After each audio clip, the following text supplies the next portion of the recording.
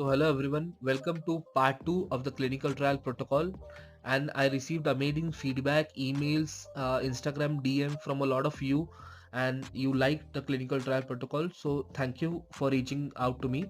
And also I would like to again mention that make sure you subscribe to our channel so that it brings us motivation to bring you such amazing content. Okay.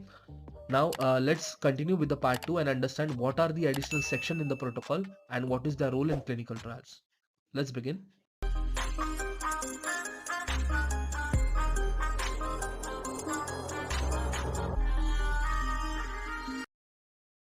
So as I've said that we have completed the protocol design, we have understood what is a protocol and why it is important in clinical trial, as well as we are continuing to see what are the protocol components. Now in this particular section, we will see the remaining components along with regulatory consideration and the clinical trial conduct of the protocol. So the next section in the protocol that would be important would be the study treatment. Okay, in this particular section, there will clearly have a pharmacological treatment. It will explain what particular treatment are involved, how they will be administered, what are the doses, what is the dosing schedule, as well as the method of administration, whether it is intravenous, oral, intramuscular, and what are the medication or treatment that are permitted. Okay, that is the concomitant medication followed by the rescue medication if there is any adverse event or any hypersensitivity. So this will clearly be mentioned in the pharmacological treatment. It will also have a section which will explain any other intervention that is allowed with the primary protocol treatment. What is the name of the intervention? Okay, it will clearly explain what is the frequency of the session that are allowed in this particular protocol, what is the adherence level and the intervention level. Next, it will also have a section for the other intervention. Okay, the follow-up of a particular group of subject in each group, whether it is a treatment group or the placebo group or a comparator group. It will clearly explain how this participant would be monitored, how the compliance would be calculated, as well as who would be responsible to administer this particular intervention and how the training would be given for the study treatment. So this is how a study treatment section would be defined in the protocol. Now the protocol will also have a safety and efficacy assessment section where it will clearly demonstrate what are the safety criteria that is involved in this clinical trial.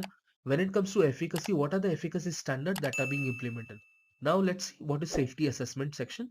So in this safety assessment section, it will clearly explain what is the method and timing for assessing, recording and analyzing of the safety criteria.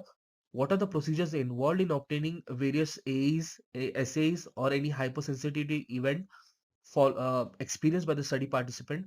How are these reports or events being recorded in the clinical trial, and how this particular events would be explained in the form of SOSARs, in the form of safety mailings to other uh, protocol participating sites? What is the duration of the follow-up for this study participant who experience these adverse events or hypersensitivity or assay, and how they will be monitored? So that will everything will be covered in the safety assessment section, and it will be clearly mentioned in detail. Next thing is the assessment of the safety. So, efficacy. So it will clearly explain what is the criteria of efficacy, how the protocol will determine the efficacy or effectiveness of the study intervention, followed by what would be the method and timing of assessing, recording, or analyzing this efficacy. Because the trial might be short or long, and it will have different intervals, which will collect various laboratory samples, and that will help the investigators understand whether the investigational product is being useful for the subjects or not, and what is the interval, how it will be recorded, and how the analysis of it shall be done. So that will clearly be explained in the assessment of efficacy section in the protocol. Now, next thing would be statistics. Now you can conduct clinical trial and generate all the data, but that particular data has to be structurally arranged, structurally collected, and a particular statistical analysis method has to be implemented so that that data can clearly explain or clearly show a trend whether a study treatment is effective or not. And for this, statistical methods are employed, and which includes various time and parameters for the interim analysis. Okay, this particular statistics will also show the total number of participants enrolled in various sites across the clinical trial protocol.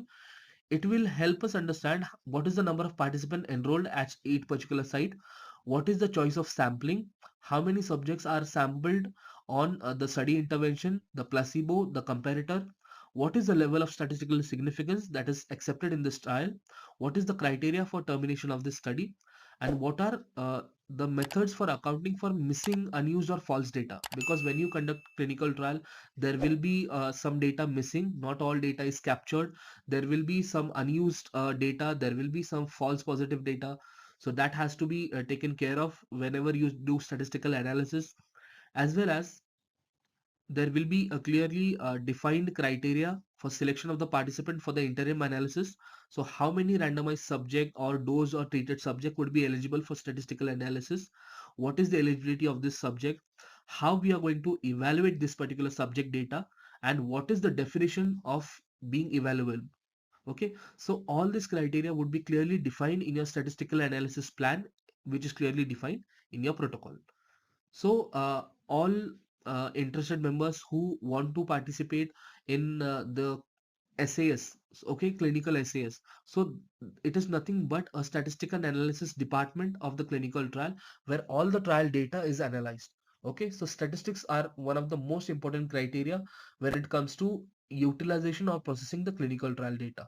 So this is how the statistics are handled in clinical trial protocol. Next thing would be data management.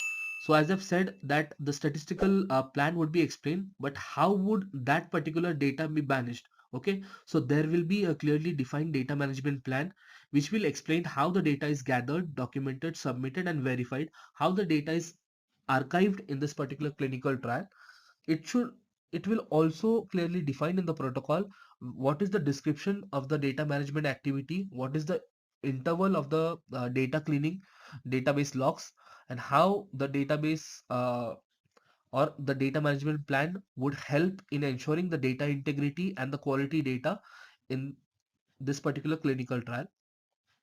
So the data management plan explained in the protocol would have a description of the data system or data design and development, what particular system they are going to implement in this clinical trial.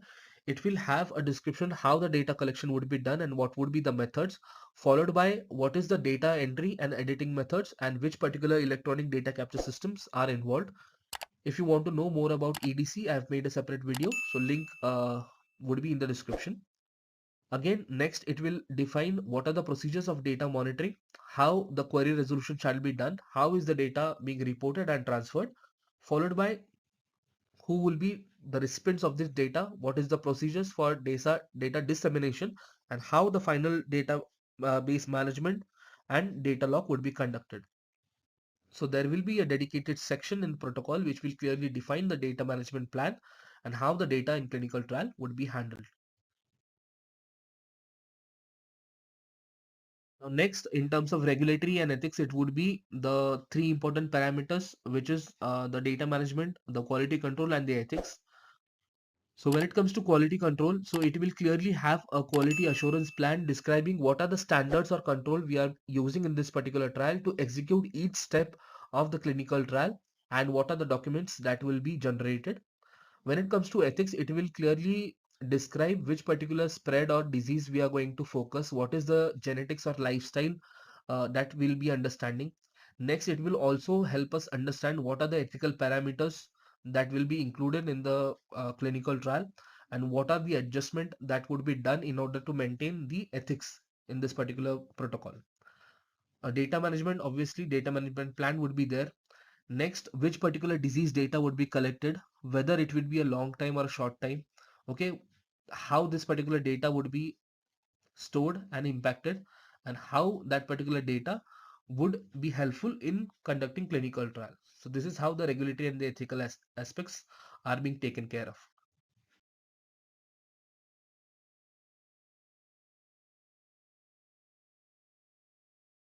So thank you for watching this video. So I have that combining part 1 and part 2, you would have understood what are various components of the protocol and how they play an important role in defining clinical trial and functioning of the clinical trial.